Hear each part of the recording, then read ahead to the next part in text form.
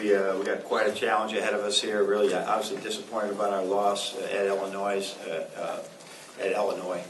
last Thursday, but we've been able to regroup a little bit, and now we got a great challenge in front of us. It seems that every time we're about to play Michigan State, they're playing at their best basketball, and they had a great week going to Northwestern and winning easily, and then beating a really good Ohio State team. So they're playing well. They seem to have a really good flow about them right now. I think they're pretty healthy, and we're going to have to play a well of a game. So it should be a great game. I know we'll have a huge crowd. It'll be very loud. These games have been so competitive at both places, and we're going to have to really bring our A game to stay in the game. And who knows? We've been able to do that. Winning them is another thing right now. We'll start in the front to your left with Chris. Derek Holden status. We don't expect he won't play in this game. That's all I can say.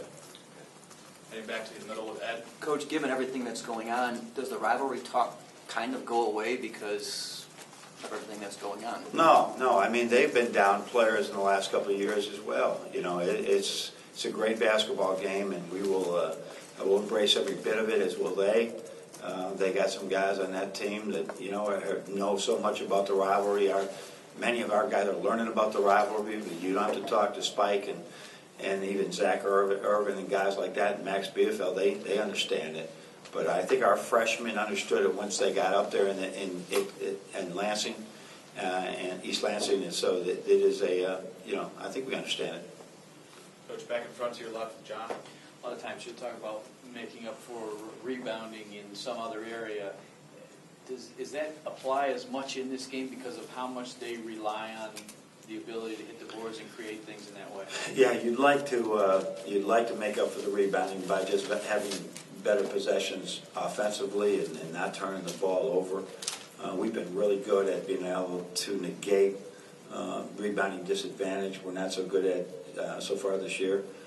But sometimes we're going to have to really rebound. The ball's got to bounce our way. I mean, there were several rebounds up at Michigan State where the ball was 20 feet in the air, and it was Spike and Dawson going for it at the elbow. Well, we're not going to win that one.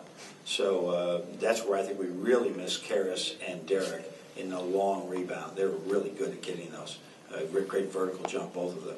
So we don't have a lot of ways to negate rebounding. So we got to get a body on somebody, do a fundamental block out, and hope the ball bounces our way. And it's not a jump ball as much as it is it's a possession rebound.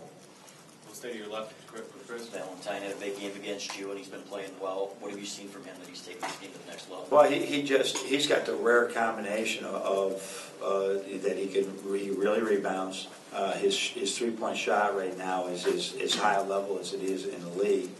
And he really can see the floor. So a big guard that can really see the floor, that's Stauskas like a little bit, and Karras like. They come off a screen, they're 6'5", they see it all, and he had a good jump shot, but he wasn't shooting a 40%er like he is right now.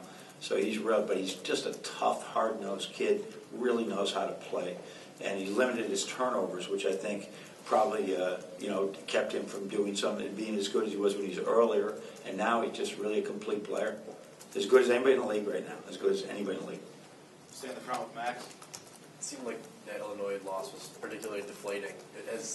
What has it been like as far as like morale or team mood just since then? Deflating to you or deflating to us? Who was it deflating to? Just you could see it sort of visibly. I could see you were deflated. Well, we were deflated as well.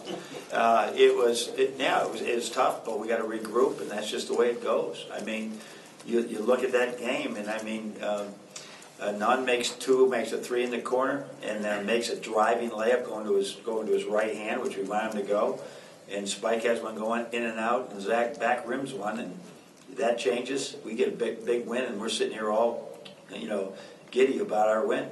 So it's just that's the nature of the game right now for us. The margin is very slim. Go back to the middle left. 2 weeks ago, Muhammad went into East Lansing. He dropped 18 on them, but he wasn't so much of a known quantity as he is now. Is there anything that changes as far as preparing? Well, I'm sure they'll prepare for him, and they'll probably put a better defender on him throughout. Whoever, I forget who was guarding him then, or I do know, but I'm not sure how many times he scored on that particular defender because they do switch some screens. So It is, yeah, I'm sure that they know you got 18 on him, they'll be into him. Just like when we played Illinois the other day, Aubrey could not get free for a shot off any screen. They were just sitting right on him, and that's part of when you play well, people are going to notice you, and that's good, and that can be bad when you play them again.